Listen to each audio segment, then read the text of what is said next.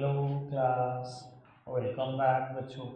तो पहले बच्चों स्टार्ट कर रहे हैं नया लेक्चर। अब वो लास्ट लेक्चर में हम दो तरीके के डेफिसिट पढ़कर गए हैं। मुझे लगता है मैंने क्लियर करे थे बहुत अच्छे से, रेवेन्यू डेफिसिट और फिस्कल डेफिसिट। आज बेटा मुझे चर्चा को आगे बढ़ाना है, एक प्राइमरी डेफिसिट की चर्चा करनी है और एक ऑब्जेक्टिव ऑफ गवर्नमेंट बजट। ठीक है जी, चैप्टर का नाम चेक। ठीक है, अब वो कुछ पूछना है पिछले में से तो बताओ।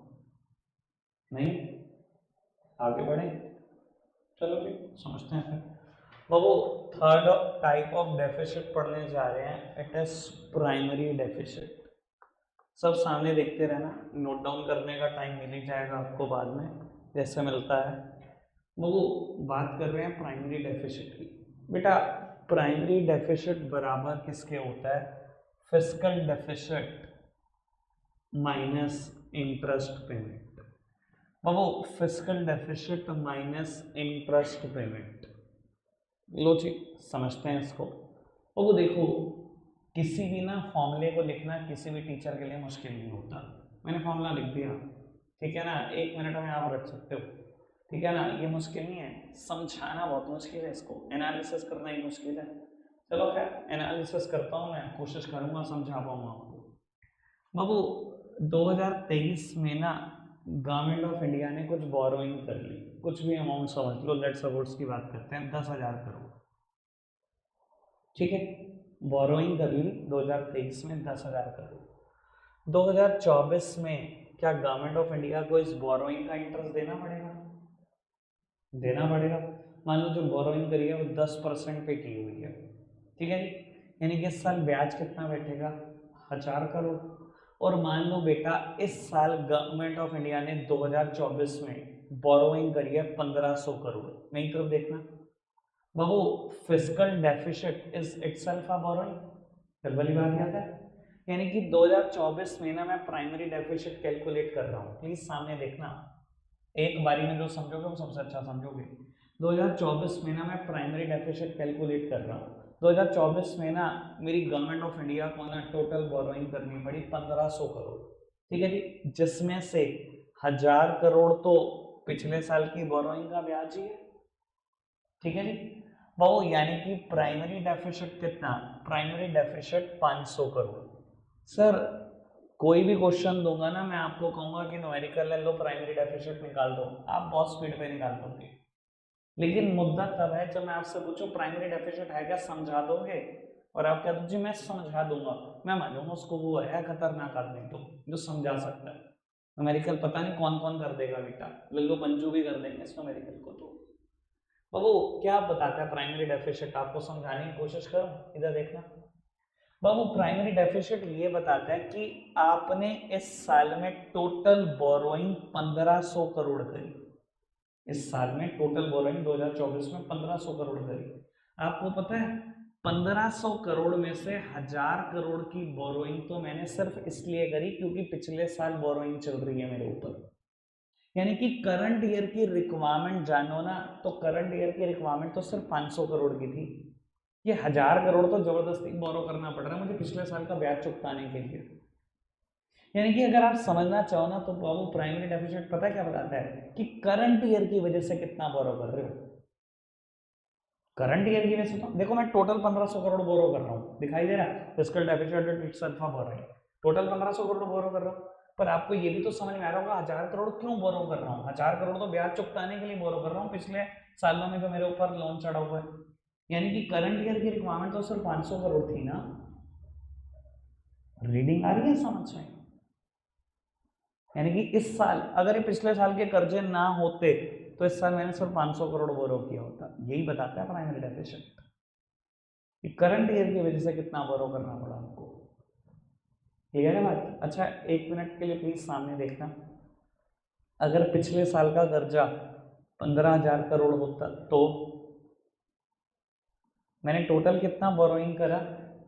1,500 करोड़। अब वो कितना ब्याज देना है? 10%, मतलब 1,500 crore. That simply means primary deficit is 0। अब बताओ इसका मतलब क्या है कि 1,500 करोड़ बोरो करा, 1,500 करोड़ का 1,500 करोड़ पिछले सालों की वजह से बोरो करा। करंट ईयर की तो रिक्वायरमेंट ही नहीं थी। करंट ईयर तो यानी कि लगभग बैलेंस्ड ही चल रहा था। ये तो पिछले साल भी ऐसे बोरो करना पड़ेगा आपको। एक बात बोलो, if primary deficit is 0 or low, that simply means government had to borrow due to the interest burden. Primary deficit अगर 0 है ना, या कम है, काफी कम दिखाई दे रहा है, तो समझ जाना गवर्नमेंट को जितनी भी बोरोइंग करनी पड़ रही है सब इंटरेस्ट बर्डन की वजह से करनी पड़ रही है, करंट ईयर की रिक्वायरमेंट नहीं थी। क्या मैं बात को चाह पाया आप तक? क्लियर हो गई बात? पक्का से समझ में आ गई? लिख दूं ये बात, पेपर में आ जाती है कभी कभी 1 मार्क पे। और वो आप लिखना शुरू करो, तो जितना आप लिख पाओगे मेरे साथ साथ, मैं एक बात लिख रहा हूँ, फटाफट से लिखना शुरू कर दो।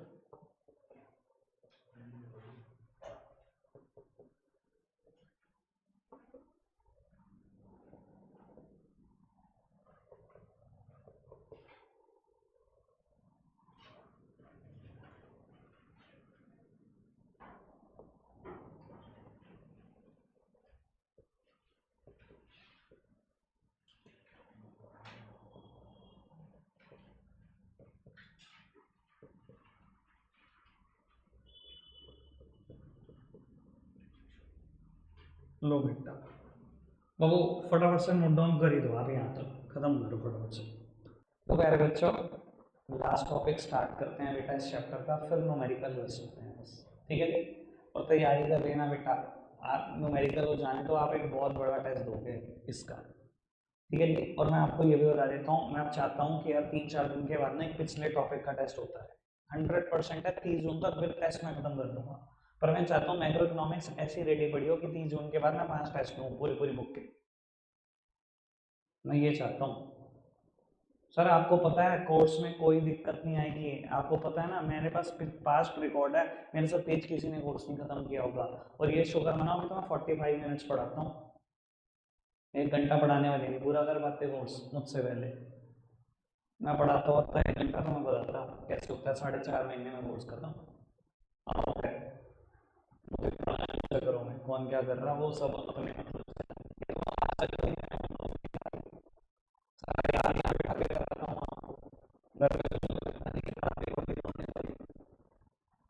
अब बेटा बात करते हैं ऑब्जेक्टिव्स ऑफ गवर्नमेंट बजट की, और मैं बता रहा बेटा इसको साथ साथ पढ़ना शुरू कर देना।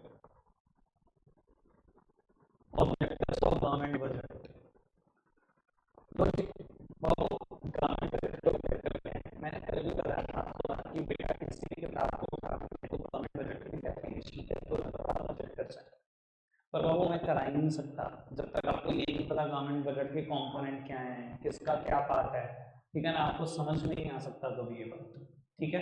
मैं अब समझाने की कोशिश करता हूँ। बाबू आदित्य, इसमें कुछ बातें ऐसी भी होंगी जो आपने नहीं पढ़ी, कुछ नहीं, ठीक है, इस पे सब सामने बाबू 6 ऑब्जेक्टिव हैं, अभी आप लिखना नहीं, आपको भी नहीं पता कि कितना स्पेस लेगा कुछ चीज, आज तो सामने देखो, reallocation of resources, reallocation of resources, reduce the inequality of employment, reduce the inequality of income and wealth, economic stability, economic stability,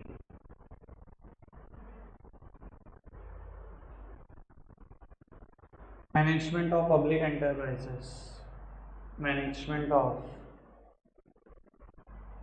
public enterprises,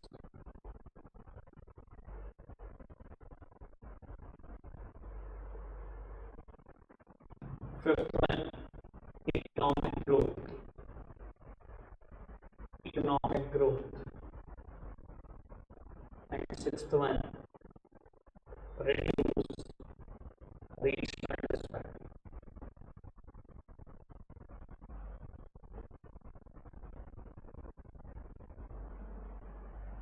लो प्यारे बच्चों, बाबू गवर्नमेंट बजट के 6 ऑब्जेक्टिव हैं, आराम से समझते हैं 6 के 6, ढंग से बिल्कुल क्लियर करें, ये और चैप्टर से बाहर निकल जाओ, एक पूरे एक चैप्टर में ना कोई आदमी ये नहीं कह सकता कि टॉपिक मुश्किल है।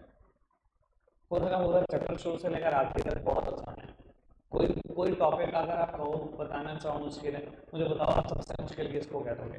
ज़्यादा से ज़्यादा फिजिकल डेफिनेट को थोड़ा सा मुश्किल कह सकते हो, उसकी इम्प्लीकेशन को, और वहाँ पे बेटा मतलब प्रगति करनी है। अब समझो सबसे मुश्किल का लेवल क्या है, तो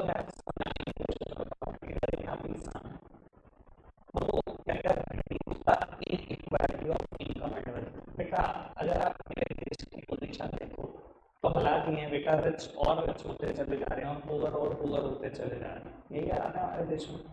आपको पता है बेटा इंडिया में जो 90% पॉपुलेशन है उसके पास बेटा बिल्कुल आखिरी का 10% पैसा है, और जो richest 10% हो गए उनके हाथ में इंडिया का टोटल 90% पैसा है।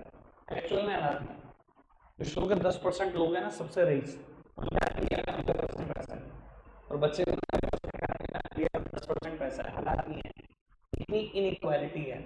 इस चीज को समझाने के लिए हमेशा एग्जाम्पल देता हूँ बेटा, तो एक डॉक्टर को जो एक घंटे की सर्जरी परफॉर्म करता है 1 से 1.5 लाख रुपए मांग लेता है, और उसी डॉक्टर के बेटा क्लिनिक के बाहर खड़े हुए बेटा वॉचमैन को देखो आप, जो 8,000 रुपए महीने में काम कर रहा है, पूरे साल काम करता है तो भी 1 लाख नहीं बनते।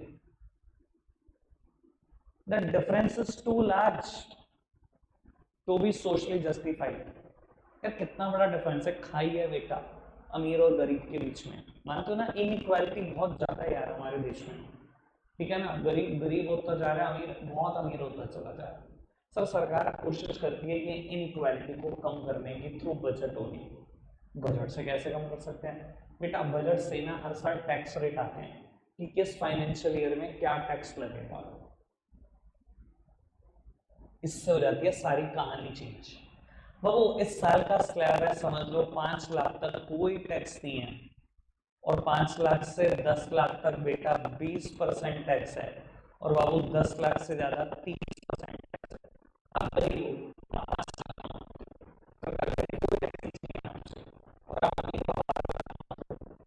और 12 लाख, तो 5 पे कुछ मत है, 20%, और बाबू 2 लाख पे 30% यानी 60,000, 1,60,000 तेरे से छीन लेंगे टैक्स के। 12 लाख में से 60 तो सरकार आ गई, 10 बचा। अब बाबू आप सोचो, सरकार ने ये तो खाई थी 5 और 12 की, 12 वाले से 60 रुपए से छीन लिया,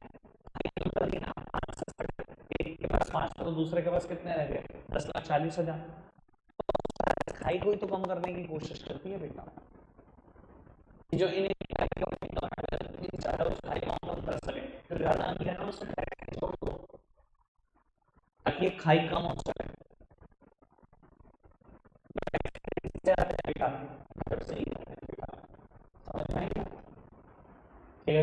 कैसे सरकार रिड्यूस कर रही है equality of income and wealth, आपको दिक्कत को बचाने के लिए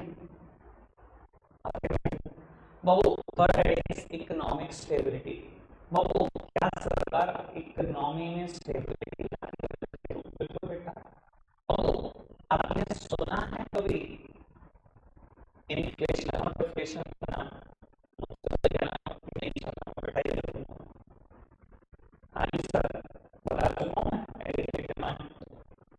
लास्ट चैप्टर एक्सेस डिमांड बात तो मान लो फर्स्ट ऑफ फैब्रुअरी को है और जनवरी में सरकार ऑब्जर्व कर रही है मार्केट में बड़ा इन्फ्लेशन चल रहा है, क्या करें? इकोनॉमिक स्टेबल नहीं है, क्या करो बेटा? आपके हाथ में 14 बजट जब आप अनाउंसमेंट करते हो ना, तो बाबू बजट में ना आपने अपने एक्सपेंडिचर काफी कम कर दिए, ठीक है? अगर इन्फ्लेशन क्यों आता है? आपके डाली सप्लाई बढ़ने से। अगर आप अपने खर्चे कम कर दोगे तो क्या होगा बेटा? अगर आप अपने खर्चे कम कर दोगे क्या होगा? बाबू मार्केट में सप्लाई और बाबू अगर डिफ्लेशन चल रहा है तो बजट ऐसा बनाओ जिसमें सरकार ने खर्चे कर, आप खर्चे करोगे बेटा कंपनी सप्लाई होगी, इकोनॉमी नहीं करोगे, इसके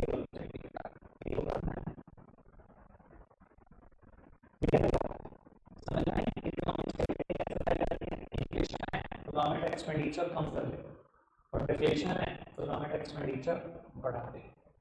ठीक है, तो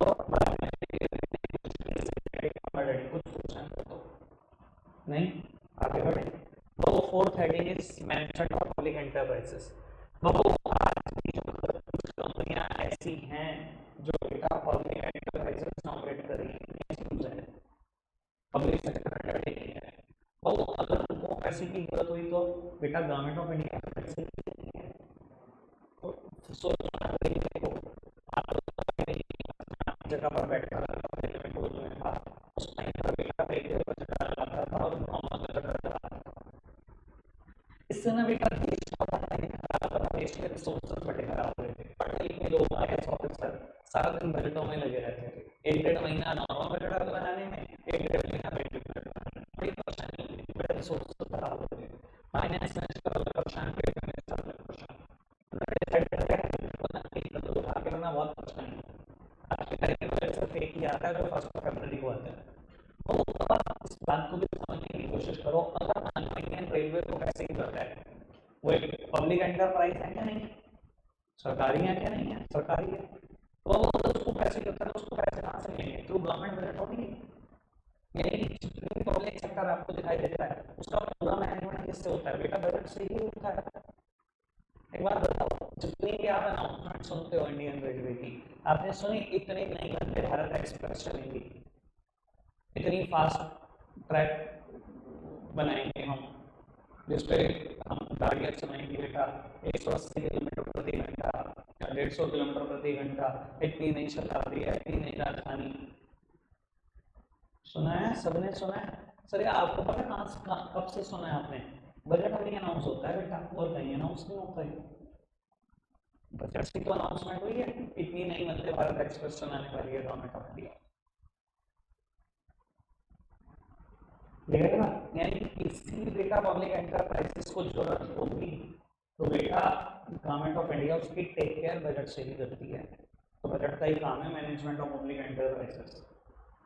second heading, third heading, fourth heading, कोई दिक्कत का क्वेश्चन नहीं, आगे बढ़े।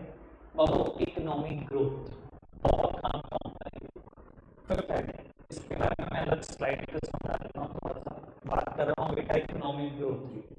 तो बहुत सारे इकोनॉमिक्स का मानना, देखो आपको इकोनॉमिक ग्रोथ बहुत सारे इकोनॉमिक्स सबका अपना है, कोई जीडीपी के बढ़ने को इकोनॉमिक ग्रोथ कहता है, कोई नेशनल इनकम के बढ़ने को इकोनॉमिक ग्रोथ कहता है, कोई डोमेस्टिक इनकम के बढ़ने को इकोनॉमिक ग्रोथ कहता है, सबका अलग पॉइंट ऑफ व्यू है। बहुत सारे लोग कहते हैं rate of savings and investment बढ़ जाए तो इकोनॉमिक ग्रोथ कन्फर्म होगी। बहुत सारे इकोनॉमिक्स का मानना है अगर रेट ऑफ सेविंग और इन्वेस्टमेंट बढ़ जाए ना तो इकोनॉमिक ग्रोथ बहुत जरूरी होती है। ये क्या होता है rate of saving and investment, याद आ जाएगा क्वेश्चन। बाबू आप हाउस होल्ड हो, आप अपना छोटा छोटा पैसा कहाँ जमा करते हो बेटा, बैंक्स में जमा करते हो, आप सेविंग्स करते हो, ठीक है, 100 रुपये, 200 रुपये, 1000 रुपये, 1500 रुपये, 5000, 10,000, जैसे हमारी सेविंग्स है उतना जमा कर देते हैं हर महीने बैंक में जाकर। बैंक क्या करता है, और वो इस पैसे को इकट्ठा करता है और वो एक बहुत बड़ा बिजनेस फॉर्म्स, बिजनेस फॉर्म्स को एक बहुत बड़ा अमाउंट लोन पर दे देता है, तो इसको सिंपल भाषा में बोलते हैं लेंडिंग, कुछ लोग बोलते हैं लोन्स, इकोनॉमिक्स की भाषा में बेटा हम क्या बोलते हैं इसको, इन्वेस्टमेंट। मैंने बहुत शुरू में आपसे बात करी थी तो मैंने कहा इन्वेस्टमेंट का मतलब ना वो इकोनॉमिक्स में ज्यादातर उस जगह पर वो इन्वेस्टमेंट नहीं होगी जो आप अकाउंट्स में पढ़ते हो, इन्वेस्टमेंट का मतलब लोन से होगा, समझ में आता है। अच्छा, जो इकोनॉमिक्स सोचते हैं ना कि सेविंग और इन्वेस्टमेंट का अगर रेट बढ़ेगा तो पक्का इकोनॉमिक ग्रोथ होगी, वो गलत नहीं सोचते, बिल्कुल सही सोचते हैं।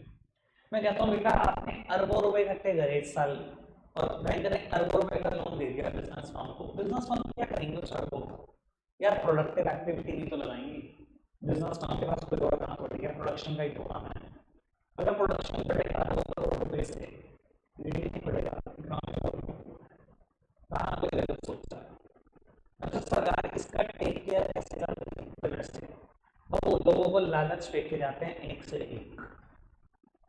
आज सरकार एक नई स्कीम ला रही है, महिला सम्मान सेविंग सर्टिफिकेट, मुझे नहीं पता स्कीम का नाम सुना है, पिछले बजट में 1 फरवरी 2023 में महिला सम्मान सेविंग सर्टिफिकेट पोस्ट ऑफिस में उस टाइम पर एफडी का रेट ऑफ इंटरेस्ट चल रहा था 5.5।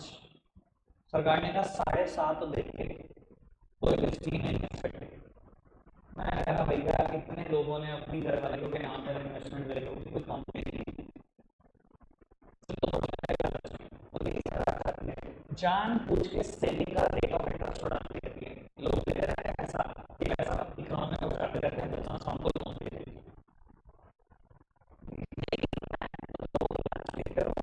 लोग सब कुछ इन्वेस्ट कर देंगे, अपना घर के लिए इन्वेस्ट कर देंगे।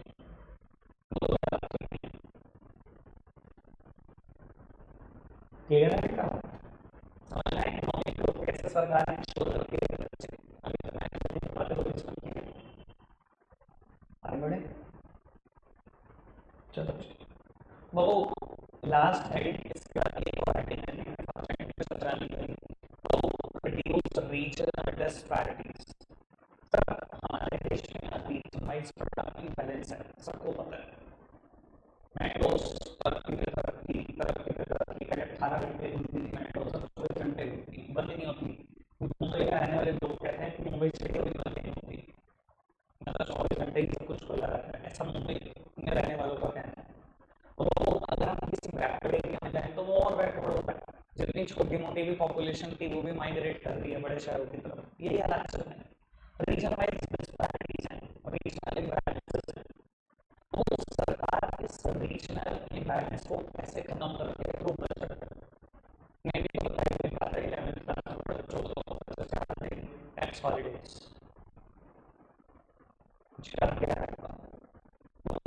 कैसे सरकार इंश्योर करती है।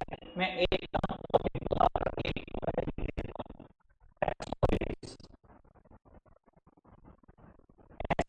इंश्योर करती है कि रीजन डेवलप करते हैं। क्या है टैक्स हॉलीडेज क्या होते हैं? अब 2003 की बात है, 2003 की जो मैं क्या करता एक जगह है आपके आसपास भगवानपुर, और एक जगह है हिमाचल में बड़ी फेमस बद्दी। फिर जंगल थे, मेरे जंगल, दिन में भी कोई नहीं जाता था, रात को इतना खतरनाक इलाका माना जाता था। कोई डेवलपमेंट आसपास बहुत दिक्कत है। उस टाइम पर हमारे फाइनेंस मिनिस्टर मनमोहन सिंह जी थे। उन्होंने अनाउंसमेंट करी, मतलब बहुत मास्टर माइंड आ गया, लेकिन सबसे तगड़ा इकोनॉमिक्स का देश आज भी, उसका तो पढ़ा लिखा आदमी नहीं है भाई। उसने कहा मैं दोनों एरिया को डेवलप कर दूंगा बजट से। लोग हंसते थे, बजट से ये एरिया डेवलप हो जाएंगे, बजट से क्या पैसे खर्चो। उन्होंने मैं तो नहीं करता तब भी डेवलप हो जाएंगे, तो हंसने लगे कैसे। उन्होंने दोनों एरियाज में टैक्स हॉलीडे कर दिया। टैक्स हॉलीडे का मतलब 10 साल तक कोई भी यहाँ पर फैक्ट्री लगा लो, कोई भी कोई टैक्स नहीं देना। नो सेल्स टैक्स, उस टाइम पे जीएसटी नहीं था, सेल्स टैक्स चलता था। No sales tax, no VAT, no income tax, कुछ नहीं। फैक्ट्री लगा लो बस, 10 साल तक टैक्स की छुट्टी है, 2013 तक। सर एक ही साल भर में 500 से ज़्यादा फैक्ट्री भगवानपुर में लगी, जिसमें एक बहुत बड़ी फैक्ट्री है अंबुजा सीमेंट, बहुत बड़ी फैक्ट्री। मेरे पास काम है 2-3 फैक्ट्री का भगवानपुर में, तो आना जाना होता रहता है, हम भी देखते रहते हैं भैया क्या हालात चल रहे हैं। और वो और बद्दी में तो लगी होंगी 1 से 1,500 फैक्ट्री एक ही साल में। और बद्दी के हालात बता देता हूँ, एक बार मेरे रिलेटिव विजिट करके आए उस प्लेस को, वहाँ पे बहुत सारी फार्मा कंपनी है, बहुत सारी फार्मा। दिन के हालात बता रहा हूँ मैं आपको।